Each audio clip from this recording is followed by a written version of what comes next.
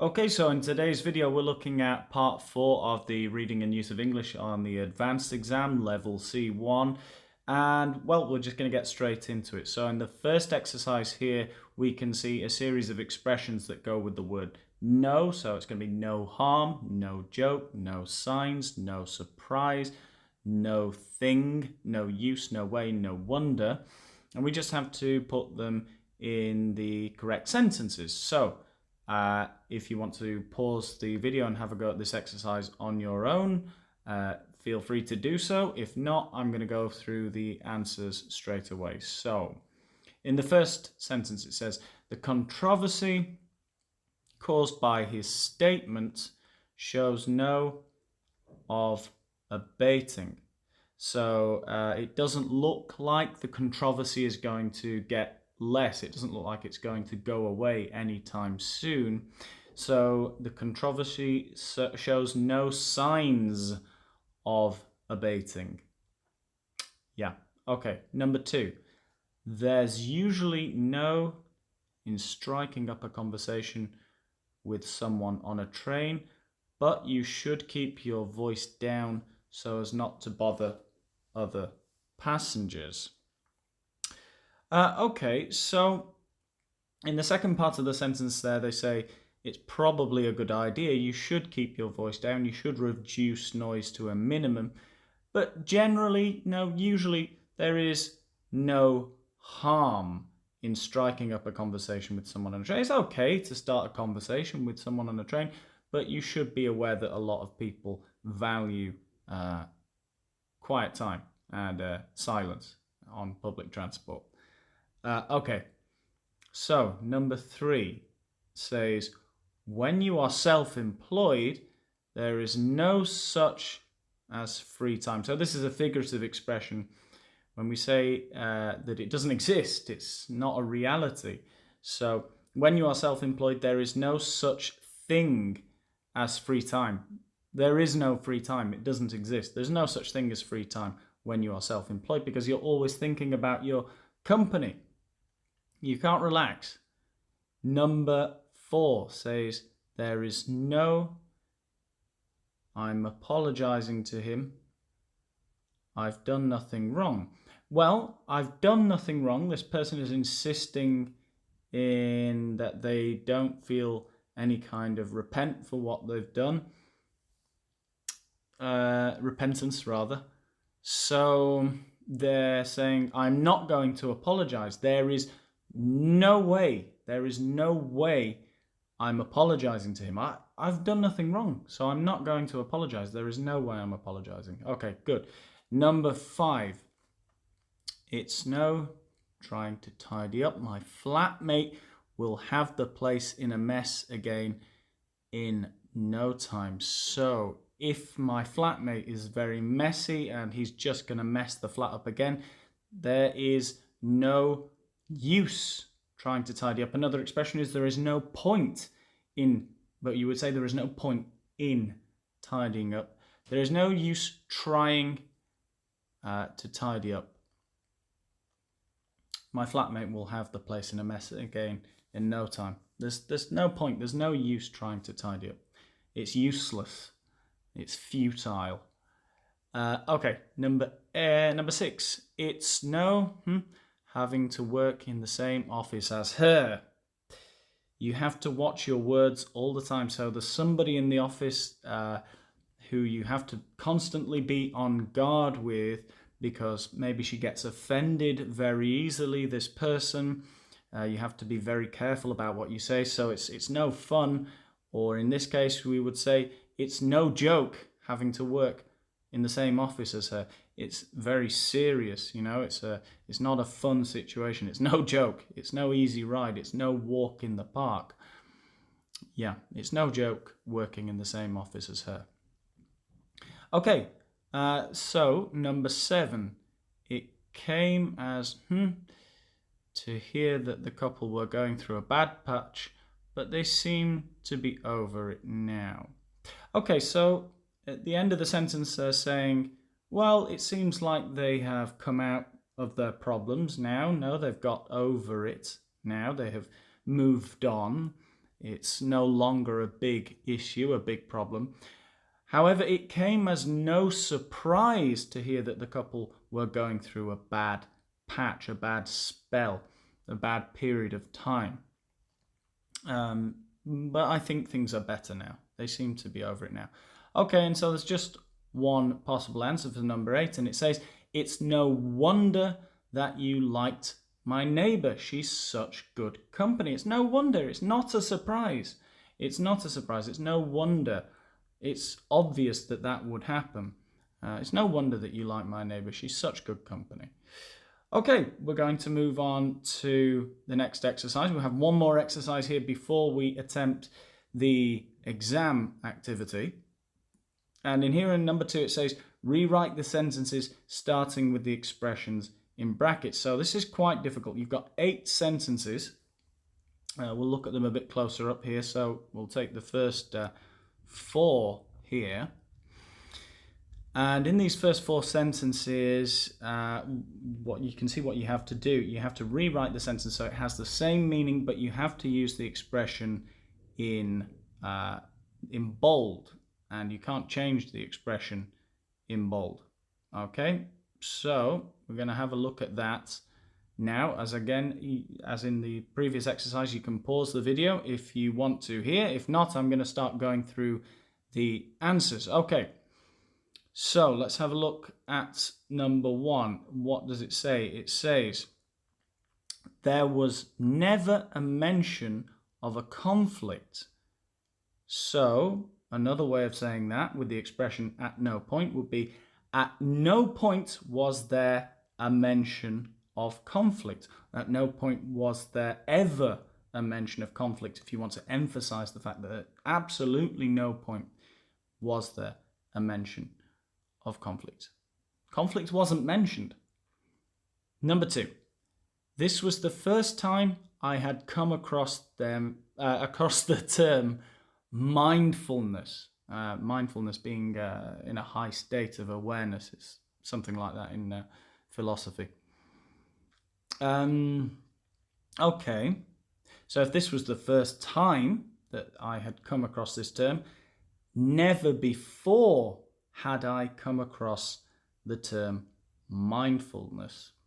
Now, something you'll notice in these sentences, in these first 2 sentences that we have here, is they are positive. However, we have an almost interrogative word order.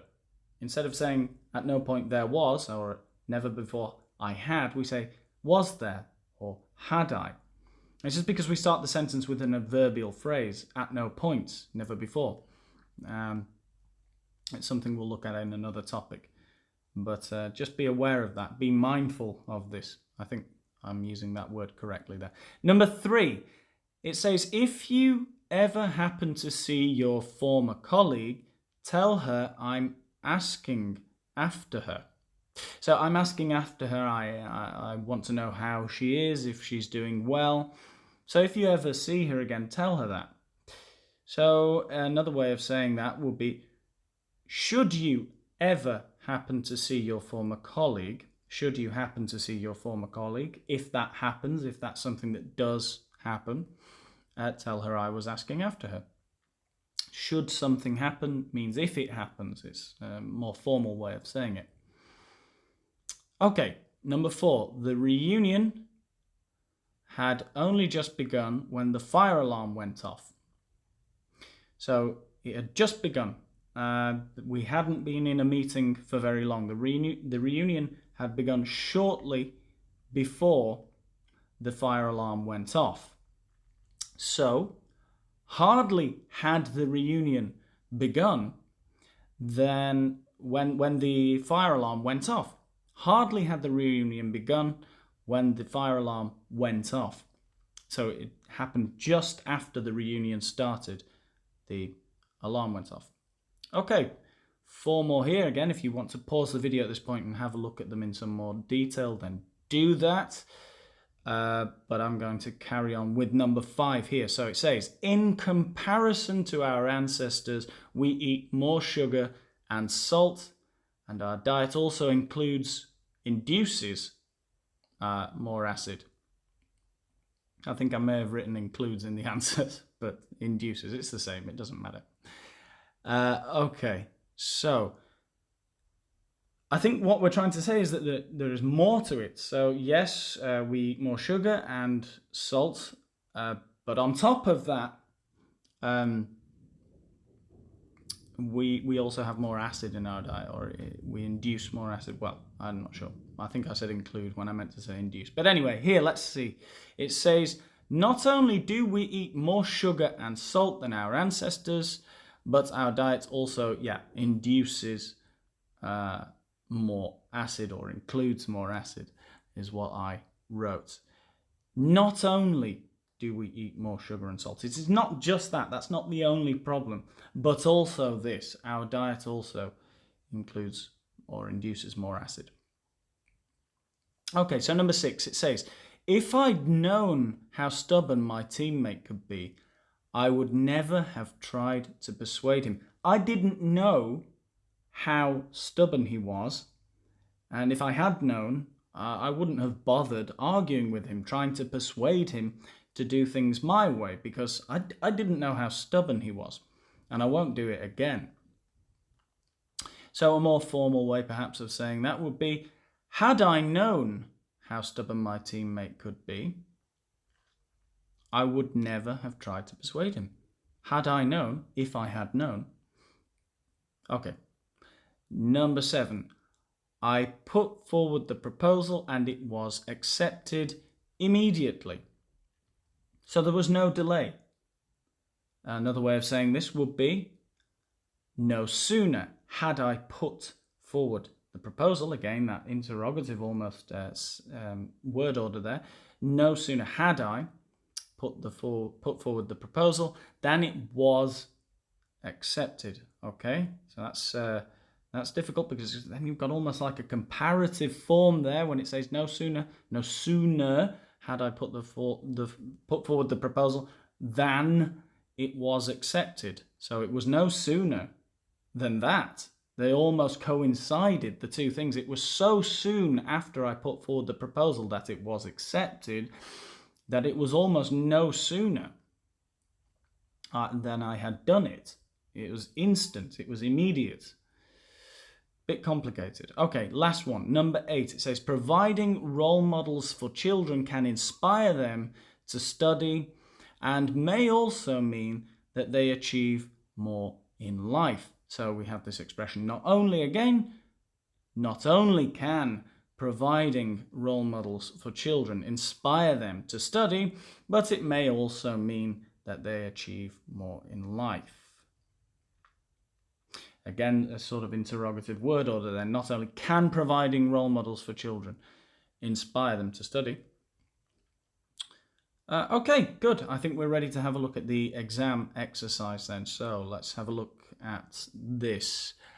We have 6 sentences in total, but what we're going to do is have a look at the example, and then the first 3, and then the next 3. Okay.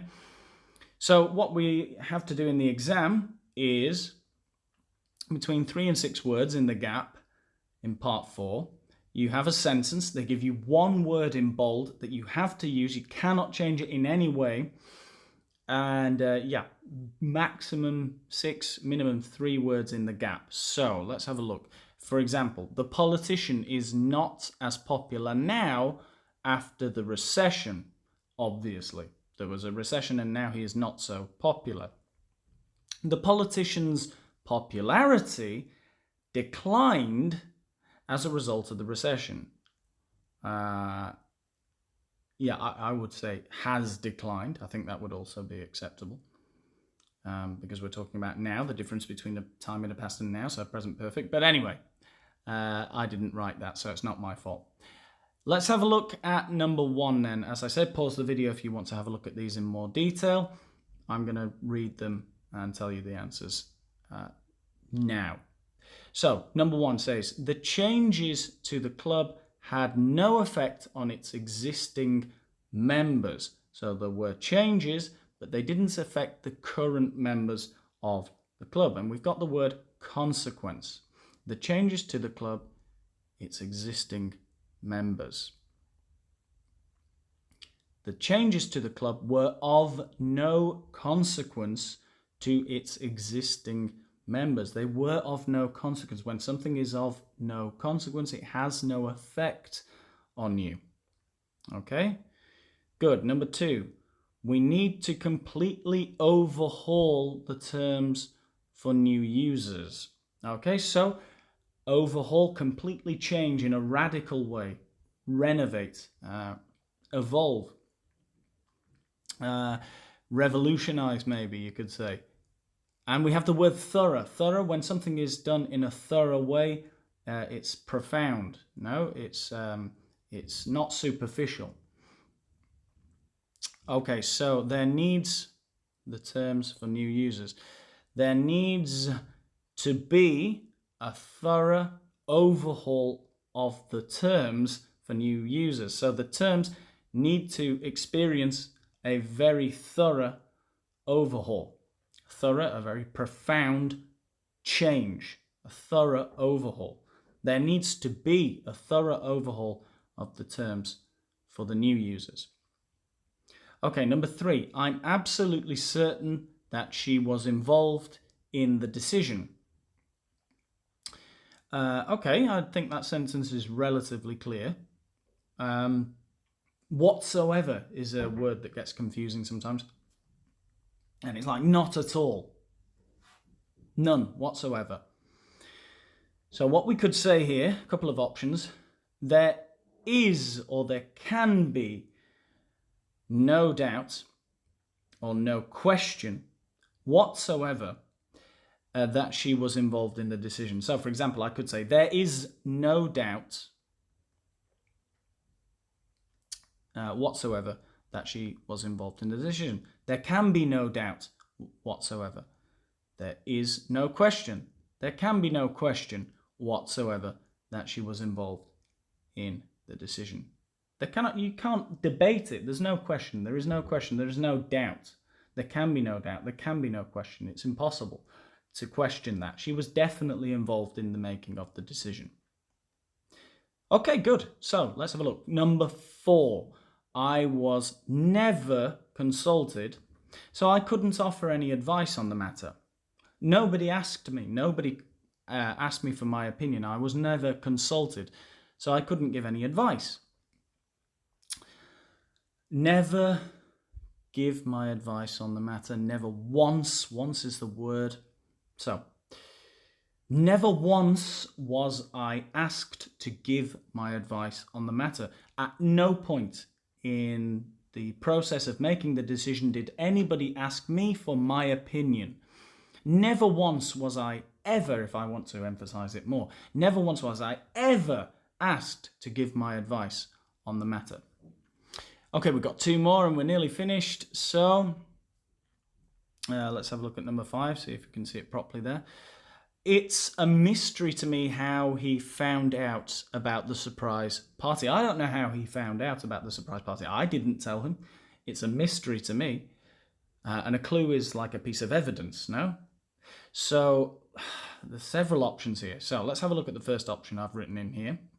I haven't a clue. I haven't a slightest clue how he found out about the surprise party.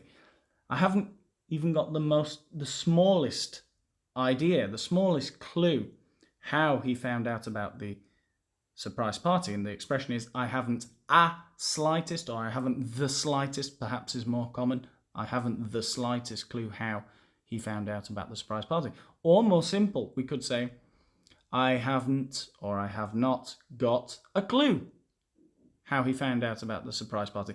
Or even more simple, we could say, I have no clue. I have no clue how he found out about the surprise party. Okay, good. And we'll have a look at the last one, number 6. The professor's reputation was such that he was nominated for the award. He had such a good reputation. His reputation was in such a state that he was nominated for the award. He had a very good reputation in this context. Regard. regard is the way you are perceived. No? Well, the professor was regard that he was nominated for the award. The professor was held in such regard. People held him in such regard, such high regard, if you want to emphasize it more. The professor was held in such high regard that he was nominated for the award. Okay, I think we've finished for today. That is how we do part 4 of the Cambridge Advanced Exam, Level C1. We've finished. Good. Goodbye.